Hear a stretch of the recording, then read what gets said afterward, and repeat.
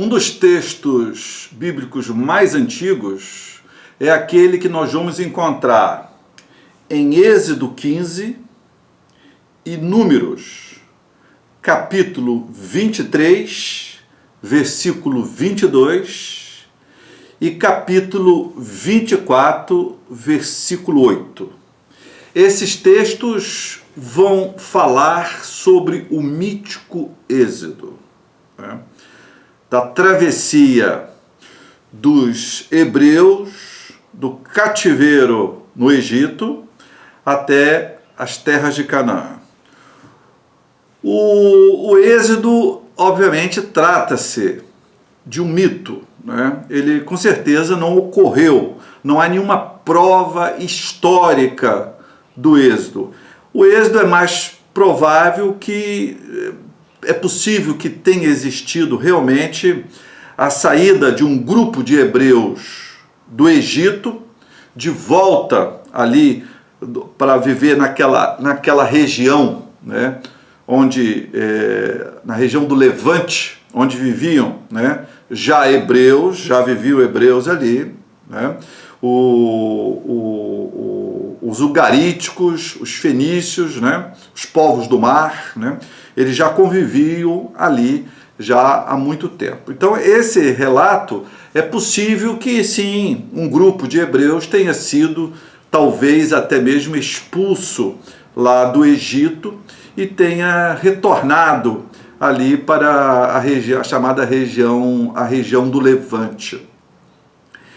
O Êxodo, ele encontra-se recheado de fatos fantásticos, né?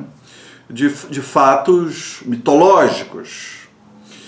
E, obviamente, trata-se de um recurso estilístico, didático, né? Para ensinar aos hebreus, principalmente, a força e o poder do seu Deus, né? A gente crê, grande parte dos estudiosos acreditam, que vários deuses tenham participado inicialmente, né, desse mito do Êxodo. E um dos deuses mais importante, mais proeminente, era o deus El.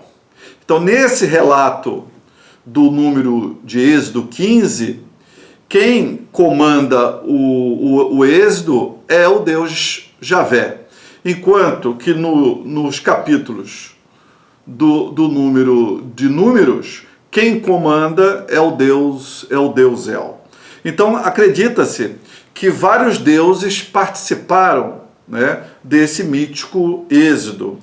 Mas depois, com o decorrer dos séculos, através inicialmente da tradição oral e depois da escrita, que foi reescrita várias vezes, esses deuses foram sendo jogados para escanteio, esses deuses foram perdendo o protagonismo para o Deus Javé. Um dos episódios que marca com bastante nitidez esse antagonismo entre o Deus El e o Deus Javé é naquele episódio no qual o povo estava se preparando para uma grande homenagem a Javé e Moisés então sobe até a montanha para conversar com Javé. E Moisés não volta, demora para voltar. O povo fica inseguro, acha que Moisés não vai voltar e então se sente inseguro com Moisés e com o Deus de Moisés, que é o Deus Javé. E pede então ao subchefe Arão, que ficou no comando ali do pessoal, pede a Arão que faça um touro de ouro para que eles possam adorar como fizeram os seus antepassados. Lá na escritura não está dizendo touro, lá fala bezerro de ouro.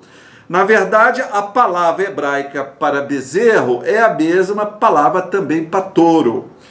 Acredita-se que no início se falava em touro, mas depois esse touro foi deixando de ser touro e se transformou num bezerro, né?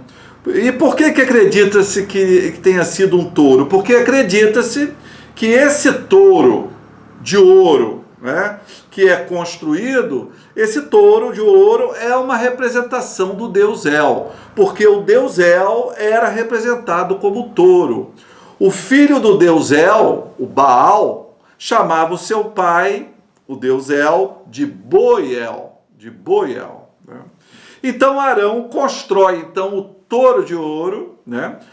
As pessoas dão as suas poucas joias ali para derreter, e para com esse ouro derretido fazer uma capa, né, no touro e formar o touro de ouro, para que eles pudessem então adorar aquele touro de ouro, assim como faziam os seus antepassados. Antepassados esses que eram cananeus. Antepassados esses que eram cananeus. Os hebreus também eram cananeus. Né? E quando Moisés desce da montanha, ele fica muito bravo, porque o povo estava num delírio, né?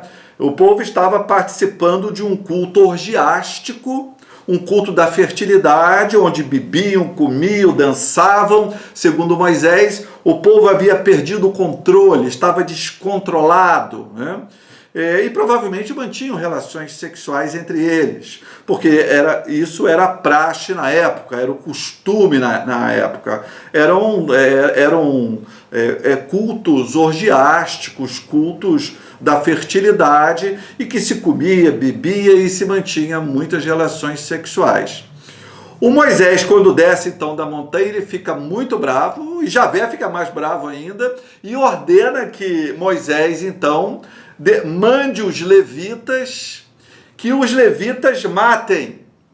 Cada levita mate ali o seu vizinho, o seu amigo e o seu irmão. Dessa forma serão assassinadas 3.000 pessoas. 3.000 pessoas. Obviamente esse número se algo parecido com isso ocorreu, é um número bastante inflacionado. Mas foram oferecidos em sacrifício a Javé, não 3.000 animais, mas 3.000 indivíduos, 3.000 pessoas que foram assassinadas pelos levitas, a mando de Javé, que mandou Moisés fazer essa determinação. A representação divina no mundo antigo, sobre a forma de um touro, era muito frequente, né? O próprio deus Baal, filho do deus El, também era representado como um deus. Existia no Egito o deus Apis, cuja representação era o touro sagrado da fertilidade. Né? Era o touro sagrado da fertilidade. Então, na verdade, essa história do Êxodo é uma história didática. É uma história mitológica e uma história didática, no qual ela mostra a vitória de Javé sobre o touro El, a vitória de Javé sobre os demais deuses, né? Javé deveria ser o único Deus a ser cultuado, e não como os hebreus falavam: esse é o verdadeiro Deus, ó Israel, que te tirou do cativeiro do Egito, né? Eles falaram isso para o touro, né? Porque eles não estavam se referindo ao touro, eles estavam se referindo ao deus El, cuja representação era aquele touro naquele momento, né? Então trata-se de um artifício literário que os redatores bíblicos utilizaram para reforçar didaticamente a entrada em cena gloriosa de Javé, que vai assumir como protagonista único, a condução do Êxodo, né? Entretanto, o touro El não morreria tão facilmente assim. Ele ainda permaneceria bastante atuante, não só no dia a dia, no mundo ordinário, mas também no imaginário dos hebreus. essa representação do Deus El como um touro, né, ela foi muito forte, era muito forte no mundo antigo. De forma que quando o reino do norte, o reino de Israel então estava dividido entre o reino de Judá, cuja capital era Jerusalém, ficava no sul, e o reino do norte, cuja capital era Samaria, que ficava lá no norte, né? Lá no reino do norte, em Samaria, na cidade de Dan e na cidade de Betel, o Deus Javé, durante séculos, ele foi adorado na representação de um touro. Essa representação era perfeitamente aceitável pelos hebreus na época, porque o monoteísmo ainda não havia vingado, né? Saía-se do politeísmo, estava entrando numa monolatria e estava se insinuando o monoteísmo. Mas quando o monoteísmo vence, essa representação no formato do touro, obviamente passa a ser encarada como uma representação desviante, idólatra e altamente condenável, né? Muito antes de Javé ser apresentado como um espírito anicônico, isto é, um espírito sem nenhum tipo de representação, um espírito cujo nome nem sequer poderia ser pronunciado, o Deus Javé havia utilizado, sim, as representações dos deuses da sua época, entre elas o touro.